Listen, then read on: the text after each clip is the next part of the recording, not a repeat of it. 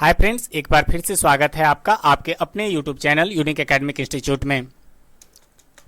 मैं आपका दोस्त राहुल चौधरी आज आपके लिए लेकर आया हूं सीबीएसई क्लास 8 से एक बहुत ही खूबसूरत पोएट्री जिसको गुरुदेव रविंद्रनाथ टैगोर के द्वारा लिखा गया है, जिसका नाम है द लास्ट बार्गेन।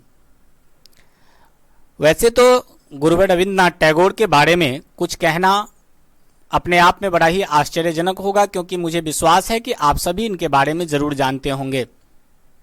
जी हाँ, मैं उन्हीं गुरुदेव की बात कर रहा हूं जिनको गीतांजलि के लिए नोबेल पुरस्कार से सम्मानित किया गया था और जिन्होंने भारत के लिए और बांग्लादेश के लिए राष्ट्रगान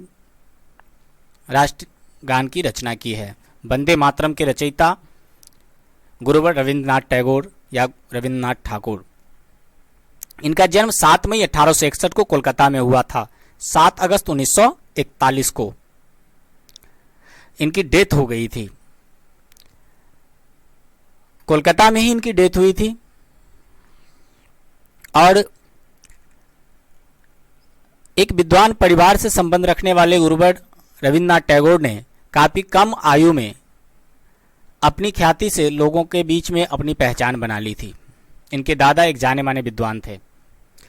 यह सुंदर सी कविता जो निश्चित रूप से आपको पसंद आएगी, यह मैं विश्वास के साथ कह सकता हूं, द लास्ट बार्गेन, यह अपने आप में रविंद्रनाथ टैगोर जी की विद्वता का परिचय देता है। आइए देखते हैं the last bargain.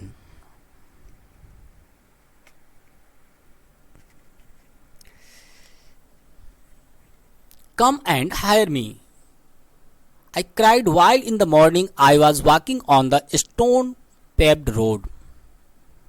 Sword in hand, the king came in his chariot.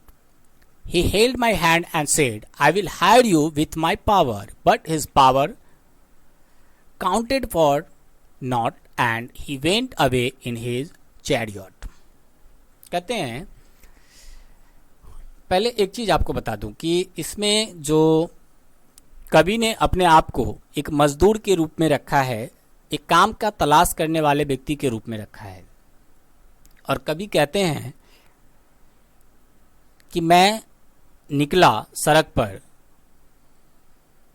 Footpath पर, स्टोन पेव्ड रोड पर, सड़क के किनारे में जा रहा था और चिल्ला रहा था सवेरे सवेरे कि कोई मुझे हायर कर लो, यानी कोई मुझे काम पर रख लो, कोई मुझे काम पर रख लो, मुझे काम पर रख लो कोई, ऐसा मैं बार बार चिल्ला रहा था। सड़क पर चलते हुए सवेरे सवेरे काम की तलाश में निकला था। तभी वहां से sword in hand the king came in his chariot, उधर से राजा अपने हाथ में तलवार लिए रथ पर सवार होकर आया। He held my hand and said, उसने मेरा हाथ पकड़ा और कहा, I will hire you with my power, मैं तुम्हें अपने पावर से हायर करता हूँ, मैं तुम्हें अपने पावर से काम पर रखता हूँ। But his power counted for naught, and he went away in his chariot. लेकिन कवि ने या मजदूर ने यह महसूस किया कि जो पावर है वो हमेशा रहने वाली चीज नहीं है। जब तक राजा सत्ता में है तभी तक उसके हाथ में वह तलवार है और उसकी जो पावर है वो बनी हुई है, और जैसे ही सत्ता उसके हाथ से जाएगी तो वह पावर भी खत्म हो जाएगा, और तब न सिर्फ राजा का अस्तित्व खतरे में आ जाएगा बल्कि मेरा भी अस्तित्व खतरे में आ जाएगा। इसलिए वह मुझे हायर नहीं कर सकता अपने पावर से, क्योंकि वह हमेशा हमेशा के लिए बना रहने वाला नहीं है। अब दूसरे में देखते हैं।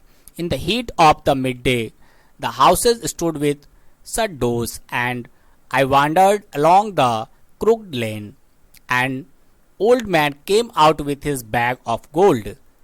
ही pondered and said, I will hire you with my money. He waited his coins one by one, but I turned away. कभी कहते हैं कि उसके बाद दोपहर का समय था, धूप काफी तेज था और गर्मी जो है वो काफी थी, यानी कि घर के दरवाजे जो हैं लोगों के वो बंद थे, और मैं तभी भटकता भटकता एक गली में गया।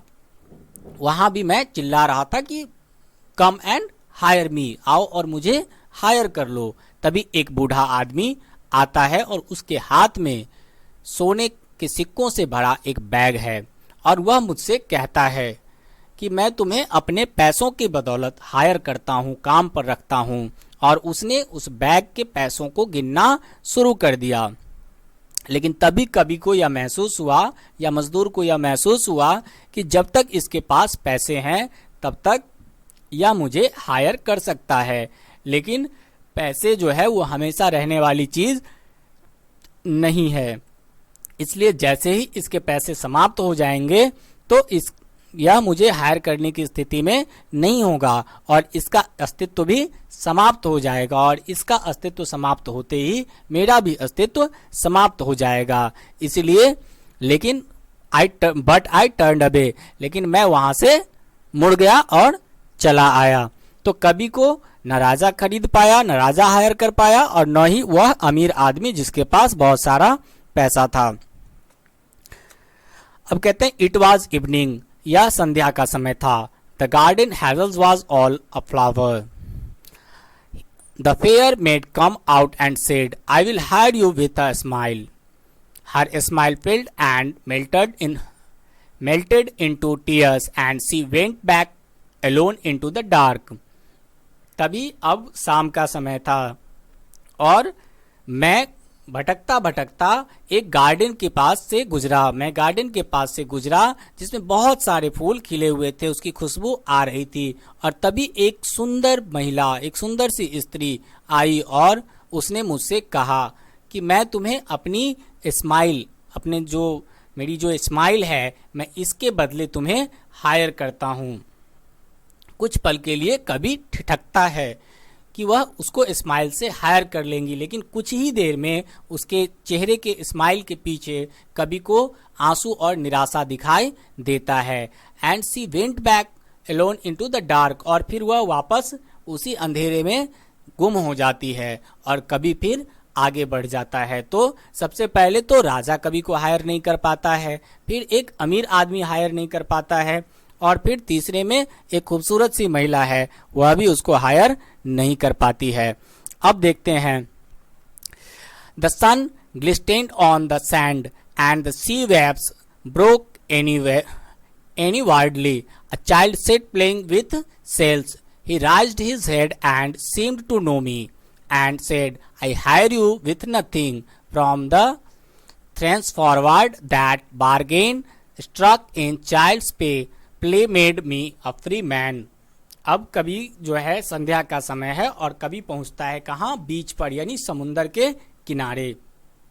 और वहां पर जो है सूर्यास्त का समय है, तो सूर्य की जो नारंगी किरणें हैं वो क्या है, जो चमक रही है रेत के पड़ के, और ऐसा लग रहा है जैसे मोतियों की तरह वह चमक रहा है। और लहरें जो कि अनियोजित तरीके से, लहरें कभी रिदम में नहीं आती, वो अजीबो गरीब तरीके से एक के बाद एक करके आती रहती हैं, तो वह भी उस जगह की सुंदरता को बढ़ा रही है। उसकी जो आवाज़ है उससे भी उस जगह बहुत ही खूबसूरत प्रतीत होता है। और तभी वहाँ एक अबोध सा बालक जो है वो बैठा हुआ है, और वह बालक क्या करता है कि अपना सिर उठाता है, बड़ी मासूमियत से वह अपने सिर को ऊपर उठाता है, और मासूम लहजे में ही, उतनी ही मासूमियत से वह कवि की ओर सिर करके कहता है कि I hired you with nothing. मैं तुम्हें बिना कुछ दिए हुए, बिना किसी चीज के हायर करता हूँ। और तभी वह जैसा ही कहता है, या जैसे ही उसकी भावना कहने की होती है, कवि उसका हो जाता है।